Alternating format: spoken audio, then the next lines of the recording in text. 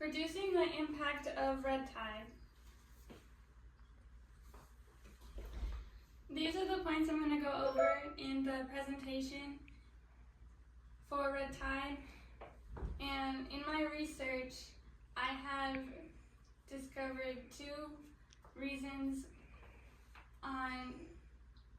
for red tide to occur, and they are natural, which can't be avoided, and man-made, which can be controlled.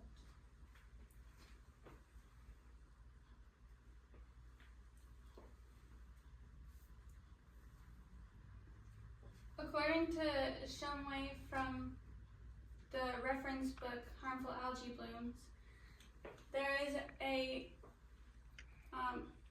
agricultural, urban, and sewer runoff that goes into the ocean.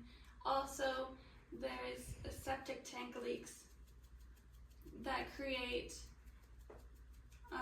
excess amount of nitrogen and phosphorus that are nutrients that algae loves to eat, making it into favorable algae bloom growth.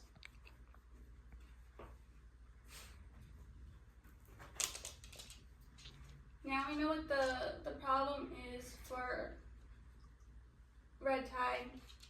Let's talk about how it affects our waterways.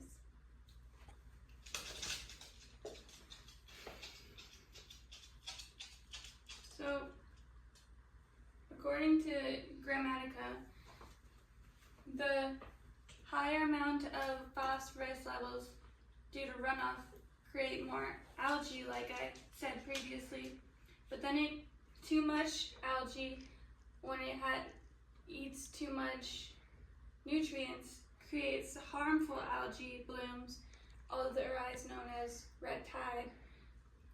And when there's too much algae, it consumes too much oxygen, which lowers the oxygen level in the water for any other organisms, which creates a reduction in plant and fish life. Now we know how our waterways are polluted. Can marine life survive in that water? No, probably not. So, according to Starling from WUSF, the neurotoxins in the water make it hard for the fish to use their gills properly, basically suffocating them underwater until they die.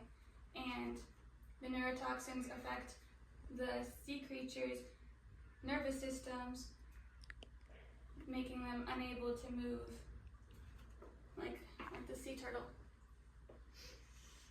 It died from a tide. Mm-hmm. Yeah. And there is an interesting fact is between a 30-foot whale shark and an invertebrate on the seashore, on the seafloor, is that they both die a similar death because of red tide. Interesting. Yeah. And there's also low oxygen levels in the water, which don't help with survival either.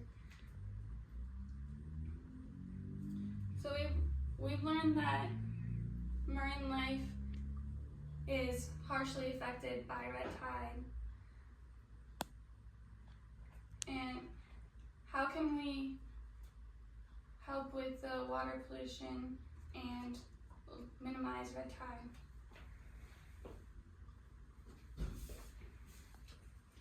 According to Hale and Steinberger from the journal Harmful Algae, the ways we can make conditions less favorable for algae growth is reducing the amount of nutrients in the water. An example would be controlling controlling the amount of fertilizer you put on your lawn so it doesn't wash away into the drains and become runoff. Go put a fertilizer.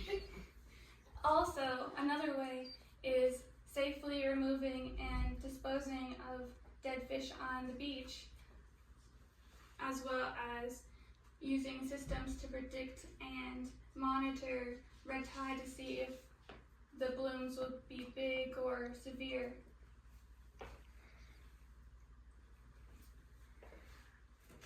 I hope these points that I talked to you about in this presentation have helped you understand the importance of red tide and water pollution, and we can come forward and work towards a positive change towards our town and community and our ecosystem. Thank you.